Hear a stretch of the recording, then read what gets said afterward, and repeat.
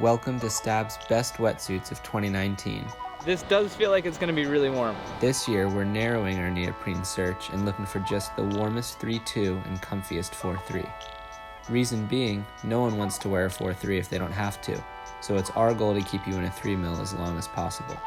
But if that extra millimeter is required, we'll make sure you don't end up in a rubber straitjacket. We've also cut out the talent this year and left the testing to Stab's resident gearhead, me. So sorry in advance for the mediocre surfing. But what I lack in athletic prowess and height, I make up for with my utter ignorance of wetsuits.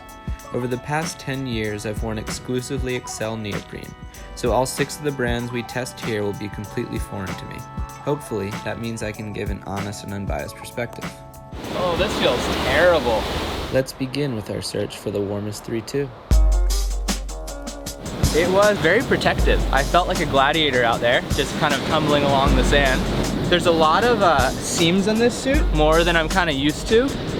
I don't know if it's necessarily the best for flex and for maneuverability. Overall, it felt pretty good. It was warm, pretty much everything you could ask for in a shore break wetsuit. It's a little bulky up here, and the seam coming across the arm feels weird. It like wants to catch your arm when you try to go up and over. It's a really lightweight suit, and the neoprene itself is super stretchy, which I really liked. This definitely wasn't the warmest suit that I've tested. It's probably a good Southern California suit. I don't know so much about bringing it up north though. This does feel like it's gonna be really warm. Nobel Prize winning fiber. Let's see if it actually makes a difference. Graphene is supposed to be this super stretchy material. I didn't really get that out of the suit, but we're looking for the warmest 3.2. I think this one pretty much excels in that category. I'm gonna go with a solid 8. Once you get your body warmed up, it just retains the heat so much. It does feel a little bit thicker and heavier and bulkier when paddling, but ultimately, if you want to get like one suit that's gonna get through winter, but it's not a 4.3, it'll probably be this one. Like, it's definitely not a light suit, it feels like a warm suit. Plenty warm for a 3.2. The cut feels a little bit big for me. Like, you see it's kind of bunching in the arm. It really feels like there's a bit of like a heating sensation. This is the warm stuff I was feeling. Fire. Yeah, we're gonna see how the 3.2 Feral fares in frigid, icy Central California waters. This suit is insanely warm. I'd say the water's gotta be in like the low 50s, and I'm wearing a 3.2, and I feel like I could have honestly surfed for hours out there. It's probably my favorite of the entire wetsuit test.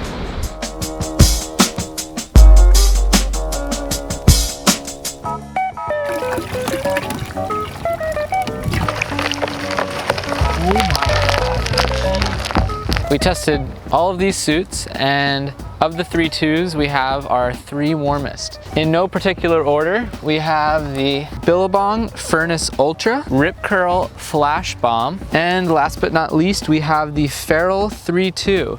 In order to eliminate any variables, we're gonna basically see how long I can last in each of the 3 suits in that ice bucket. We've got my car running and the heat on full blast, so between sessions in the tub, I'm gonna go sit in the car and get my body temperature back to a stable position. The water's slowly starting to seep its way in.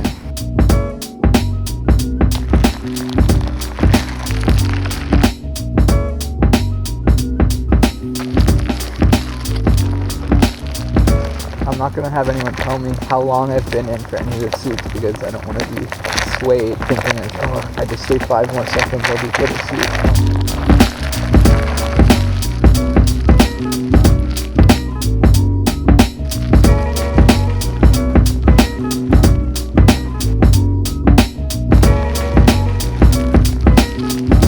We just finished our final ice bucket test. The warmest wetsuit was the Rip Curl FLASHBOMB. They definitely did something right. This is the warmest wetsuit material in 2019 and 2020. Congrats to Rip Curl. You've done it again.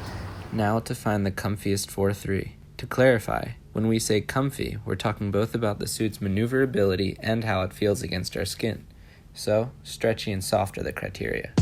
Truth be told, I absolutely loathe the 4.3s. I pretty much do anything in my power not to wear them. But that said, this suit was so soft and flexible that I honestly couldn't feel any sort of difference whatsoever to a 3.2. This feels like a really ideal suit for me if it was just cut a little bit more for my body shape. This rubber is probably the softest that I've worn so far. Like, it just feels absolutely like butter. Oh my god. It literally feels like I'm slipping into silk right now. It feels sleek, like a seal. The suit was extremely warm. See, this is a tricky one because it was super comfortable, but not that stretchy. It does say Comfiest. I'm gonna go there. It's the only 5'4" that we have. It's like I'm in a little cocoon. Overall mobility feels good. You might think that a hooded suit isn't gonna be quite as maneuverable, it might be a little stiffer, but actually this suit paddled amazing. The only downside that I have is that the rubber itself isn't quite as soft and stretchy as some of the other suits I've tried. I would pretty much wear this suit all winter long. The way that this seams, you don't notice them at all when you're trying to move, so it just felt really natural and fluid. There's like a little reservoir of water, and it was like a slow drip down my torso. I feel like the comfort level of this suit has to be dropped just a hair. It probably would have been around an 8, but I'm gonna have to bring it down to a 7 because of that. Yeah, I'm a big fan of these stretchy neck pieces. This suit is one that actually felt a lot better once I got in the water. I didn't notice anything specific about the graphene or whatever. It's really cool that they are trying out something new. It's kind of the first big new invention that's come out of wetsuits in a little while, it seems like. It's just a really solid suit. Yeah, I don't really have anything to complain about. Wow, I straight up feel like a ninja in this thing. This is amazing. The absolute loosest, comfiest 4.3 I felt so far in this test. That said, it's definitely not the warmest 4.3. In Southern California, I think that this would probably be the perfect winter suit.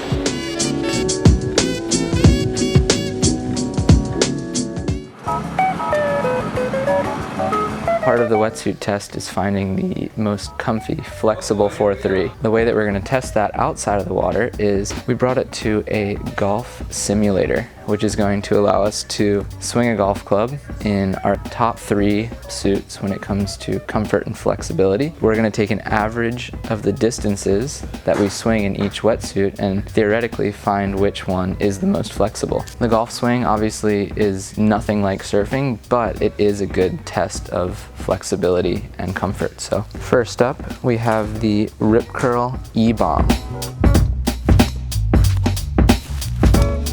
Oh, that was terrible.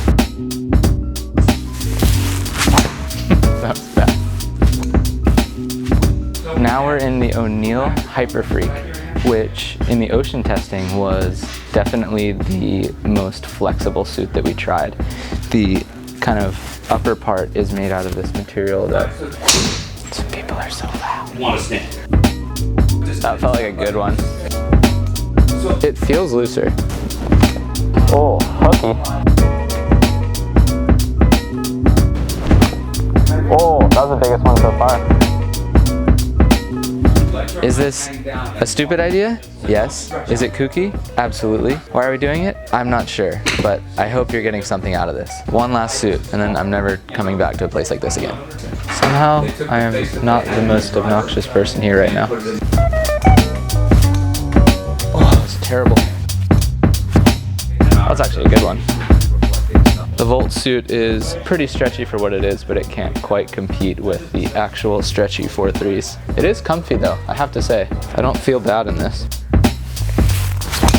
Another thing worth noting is that the top 3 suits in terms of comfort and flex for us all were zipperless. There's definitely something to take from that. But at the end of the day, nothing could beat the O'Neill Hyper Freak. This material that they have through the upper body and honestly throughout the whole suit is just incredibly stretchy. If you're looking for a 4.3 to get you through winter and basically feel light and loose the whole time, I think the Hyper Freak would be a really good option. Are we done? That was the lamest thing I've ever had to do.